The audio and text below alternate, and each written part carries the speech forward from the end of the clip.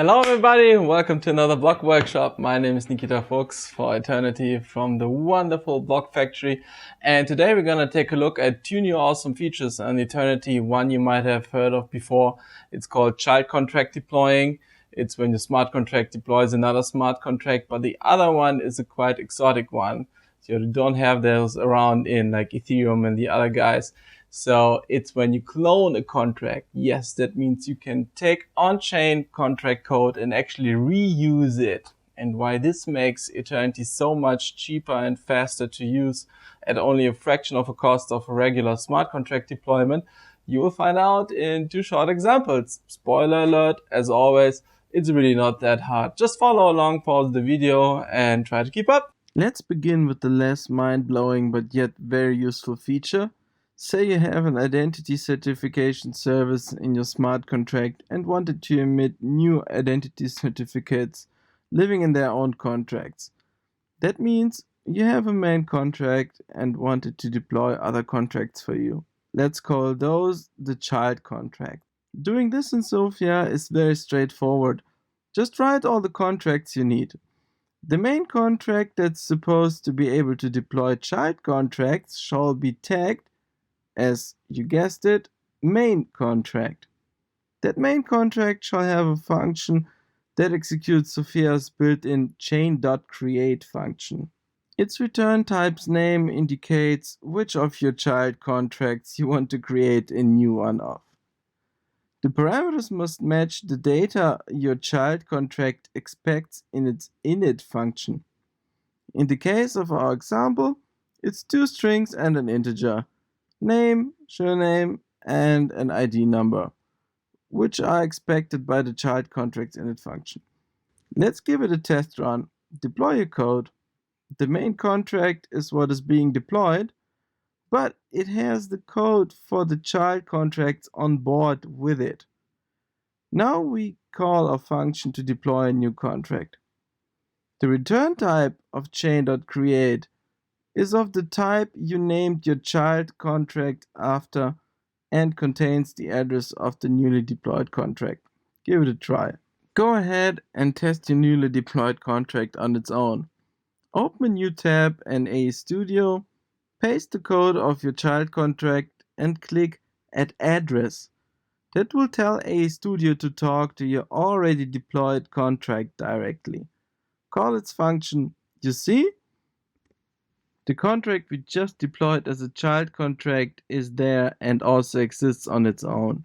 But the new coolest kid in town is the contract cloning though. It allows you to reuse existing contract code on the chain for your new smart contract.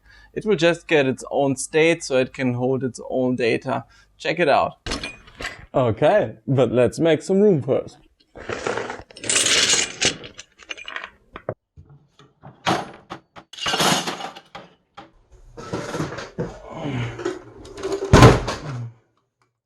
See, on other blockchains like Ethereum, every time you want to have a new smart contract, you deploy the fully blown code again and again and again and again and again.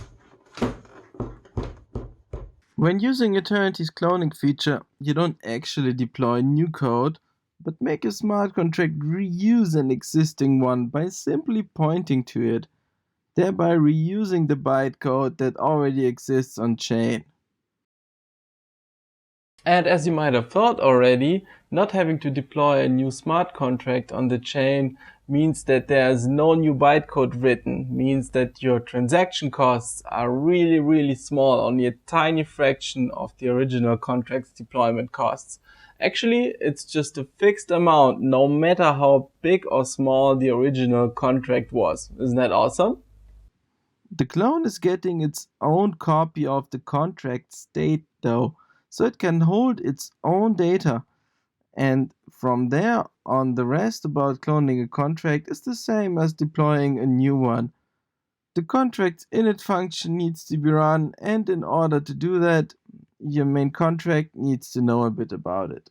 That you assure by providing the so-called interface, just like seen in the video about making contracts calling other contracts.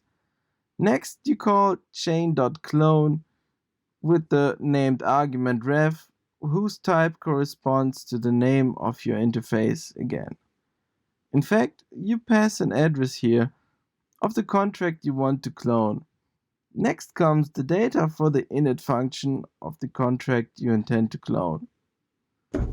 Have millions of contract clones for almost no cost. Small hint about the interface: if you want to have your contract call functions inside the newly cloned one, add the desired functions to the interface. So, cloning or child contract deployment, what's the way to go? Actually, cost-wise, the cloning will always be cheaper. But maybe you mind having your child contract on the chain already at some point in time. So then you first need to go for child contract deploying and then cloning it later. You can even combine both of these things. But for example, if cloning fails for some reason in your contract logic, for example, then you will have to go for child contracts. Just experiment and play around and you'll find the right solution for you. And that was it for today. I hope you enjoyed this workshop video. As always, if you're interested in more technical contract on Eternity, hit like, subscribe, ring the bell, feed your cat, clean up your room, you know, the usual YouTube stuff. We would love to hear from you on the forum. Check it out. If you need any help, always kind people there to help you. So see you around in the next video. Happy building.